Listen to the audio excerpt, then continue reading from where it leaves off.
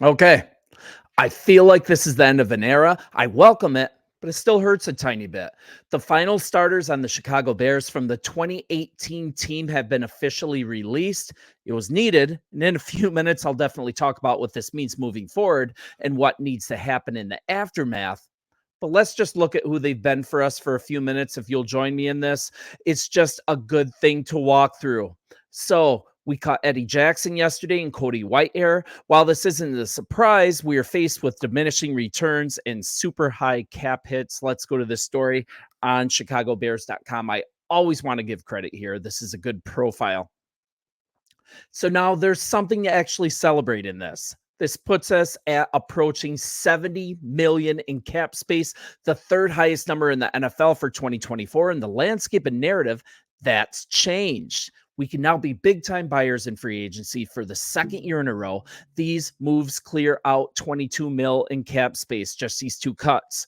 This is also just doing the right thing by these players as they can get head starts on free agency. So we're doing them correctly. We're treating them well, and they can even sign with teams before the free agency start is official in March. So let's look at Eddie Jackson. Who was he for us? I'm going to share some stats here. Jackson started all 100 games he played in, 7 seasons with the Bears. He registered 459 tackles, 15 picks, 44 pass breakups, 10 forced fumbles. Whew, that's a lot here. 6 fumble recoveries, 14 tackles for a loss, and 2 sacks. The 2017 fourth round pick out of Alabama. He's tied with Lance Briggs for third in Bears history, 6 career defensive touchdowns. That trails only Charles Tillman. The shirt that I'm wearing is in tribute to him with 9 and Mike Brown with 7. 5 of Jackson's touchdowns came in his first 2 seasons. So the Florida native, he was voted to the Pro Bowl in 2018 and 2019, named first team All-Pro in 2018. And after failing to record a pick in 2020 and 2021, Jackson, he was actually enjoying a resurgent 2022 campaign. But he got a season-ending foot injury in a Week 12 game against the Jets. But let's look at where he was at that time. He was still producing.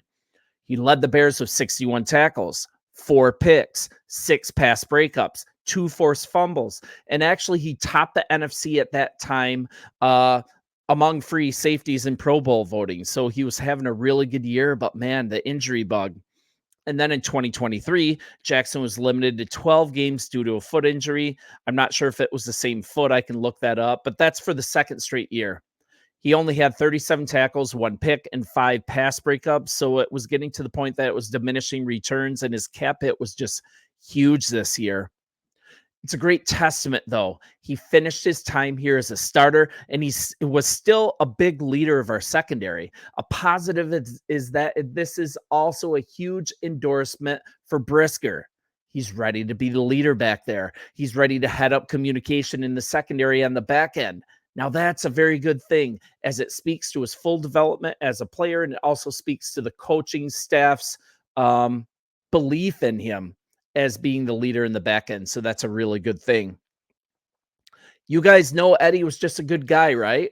He won, the Media Good Guy Award, just a good locker room presence. But this is also a sign of growth for this franchise because there's just no longer room for sentimentality on business decisions, right? Keeping players past their prime is a big reason for the mess that Poles inherited when he took the job here. He's continuing to keep the cap very clean, and we need to recognize that. He should be applauded for that. Adam Johns, he brought up a great point that speaks to how important Jackson was to the defense, and this is on an athletic.com story. You guys look it up. It's about these cuts. So here's a quote from Johns. At his best, Jackson was a feared ball hawk who tilted things in the Bears' favor. I remember hearing from assistant coach Sean Desai about how offenses steered their game plans away from Jackson on a regular basis. So that's like huge. That statement in itself is a statement of who Eddie Jackson was as a player. When you actually have a safety that other teams have to game plan against, that is huge. So let's continue and look at Whitehair. He's been a way better player than most of us realize. So let's recognize that. He started 118 games since being picked up in the second round in 2016. His first 4 seasons, He never missed a start.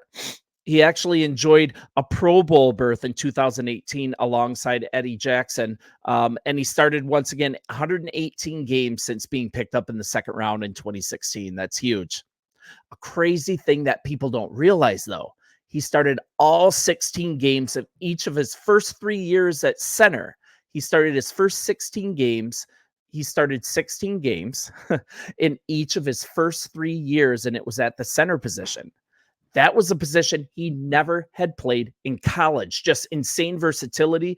And he also had the demeanor to match. And like I said, it was short notice. He absolutely excelled. As a rookie in 2016, he was moved from guard to center shortly before the start of the regular season. After the Bears, they just signed veteran free agent guard Josh Sitton. He played a new position in his first NFL game, and Whitehair actually had to line up against Texans 5-time Pro Bowl nose tackle with Vince Wilfork. That's crazy. He was selected to the Pro Bowl in 2018, 2 years later, and that's after helping the Bears win the NFC North title with a 12-4 record. So he was super versatile. 6'3", 316 pounds. He split time between center and guard in 2019 to 20 before moving to guard full-time in 2021 to 2022.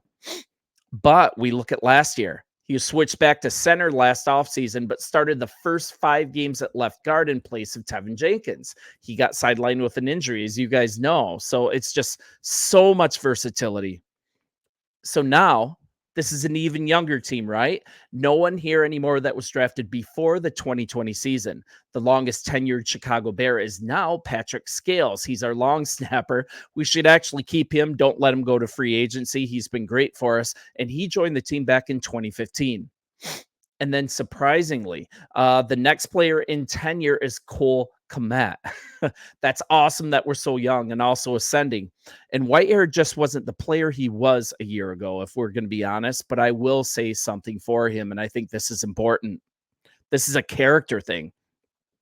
The guy just showed up for work. He did everything and anything the team asked him to do, right? Zero chirping to the media, zero complaint, zero pushback. He was just such a good example in the locker room. And there are so many lessons to be learned, right? Even for myself, even for others outside of football. Be humble, show up, respect the authority God has placed over you, and just work hard without complaint. We can learn from that so much. Yeah, I'm putting on my pastor hat for a second, but we can learn from that so much. Show up, work hard, respect the authority placed over you, and don't complain. I mean, Whitehair, he's just a good example of what a team player is, and it's applicable way outside of football. So let's remember that. That's a wonderful thing. And he switched positions more than once. He was benched during the last year in favor of Patrick. Gross. And Kevin Fishbane, he brought up this thought on the Athletic story. Once again, check it out. I want to give credit here. But let me read this quote from him. If Whitehair doesn't get moved to center days before his first career start to make way for Josh Sitton, he could have had an even better career at guard. But Whitehair, he was a team player first and foremost. They needed him to play center, then guard, then the other guard spot. Hopefully, the young offensive lineman learned a lot from Whitehair over the past 2 seasons. So I agree with that. So here where we're at. The cuts free up about $22 million in cap space. That alone is enough to sign Jalen Johnson. We don't need to find a starter to replace Whitehair. That's great. We don't need an immediate starter because he was a rotational piece at best this last year. Another great thing, look at this secondary. Inexpensive, young, all pretty excellent players. I think we have the best secondary in football, and it's not particularly close after this offseason. We've got Brisker, we've got Gordon, we've got Johnson. He's not going anywhere, whether we sign him long-term or we tag him. He is staying here, and man, Tyreek Stevenson is a beast. Such a deep crew, but now we just need to sign a veteran to anchor this, in my opinion. Also address it in the draft and the mid rounds. This safety class this year is so deep. It's being noted that there's options that could be eventual starters in even the 5th round at safety. It's so deep. All the more reason to do some trades for even more draft capital. So safety is a position that we can fill. More to come as we profile players leading up to the draft at both positions, but let's just take some time to celebrate and be thankful for these two players. It's been such a great ride, and I just wanted to recognize some of that. We have so much time to fill in between now and the regular season and the draft and free agency.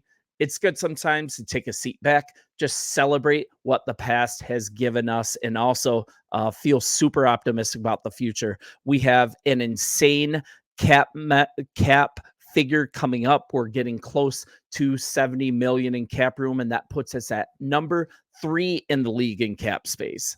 That's something to be celebrated. This is still a great offseason. You guys are the best listeners I could ever possibly have. And hey, let's have a good offseason. Bear down, and I'll talk to you soon. See ya.